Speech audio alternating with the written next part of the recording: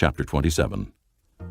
The Lord said to Moses, "Speak to the Israelites and say to them, if anyone makes a special vow to dedicate persons to the Lord by giving equivalent values, set the value of a male between the ages of 20 and 60 at 50 shekels of silver, according to the sanctuary shekel. And if it is a female, set her value at 30 shekels. If it is a person between the ages of 5 and 20, set the value of a male at 20 shekels, and of a female at 10 shekels. If it is a person between 1 month and 5 years, set the value of a male at 5 shekels of silver, and that of a female at 3 shekels of silver. If it is a person 60 years old or more, set the value of a male at 15 shekels, and of a female at 10 shekels.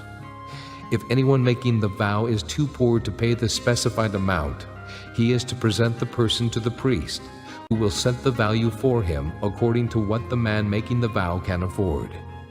If what he vowed is an animal that is acceptable as an offering to the Lord, such an animal given to the Lord becomes holy. He must not exchange it or substitute a good one for a bad one, or a bad one for a good one. If he should substitute one animal for another, both it and the substitute become holy. If what he vowed is a ceremonially unclean animal, one that is not acceptable as an offering to the Lord, the animal must be presented to the priest, who will judge its quality as good or bad. Whatever value the priest then sets, that is what it will be. If the owner wishes to redeem the animal, he must add a fifth to its value. If a man dedicates his house as something holy to the Lord, the priest will judge its quality as good or bad. Whatever value the priest then sets, so it will remain. If the man who dedicates his house redeems it, he must add a fifth to its value, and the house will again become his. If a man dedicates to the Lord part of his family land, its value is to be set according to the amount of seed required for it, 50 shekels of silver to a homer of barley seed. If he dedicates his field during the year of Jubilee, the value that has been set remains. But if he dedicates his field after the Jubilee, the priest will determine the value according to the number of years that remain until the next year of Jubilee, and its set value will be reduced. If the man who dedicates the field wishes to redeem it, he must add a fifth to its value, and the field will again become his. If, however, he does not redeem the field, or if he has sold it to someone else, it can never be redeemed. When the field is released in the Jubilee, it will become holy, like a field devoted to the Lord. It will become the property of the priests.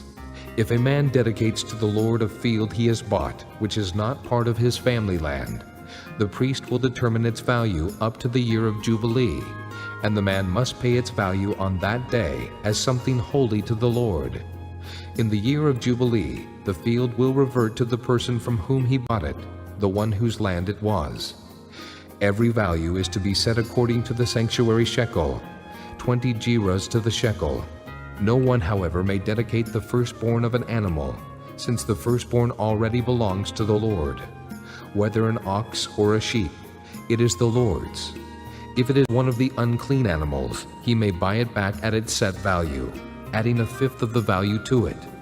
If he does not redeem it, it is to be sold at its set value. But nothing that a man owns and devotes to the Lord, whether man or animal or family land, may be sold or redeemed. Everything so devoted is most holy to the Lord. No person devoted to destruction may be ransomed. He must be put to death. A tithe of everything from the land, whether grain from the soil or fruit from the trees, belongs to the Lord. It is holy to the Lord. If a man redeems any of his tithe, he must add a fifth of the value to it.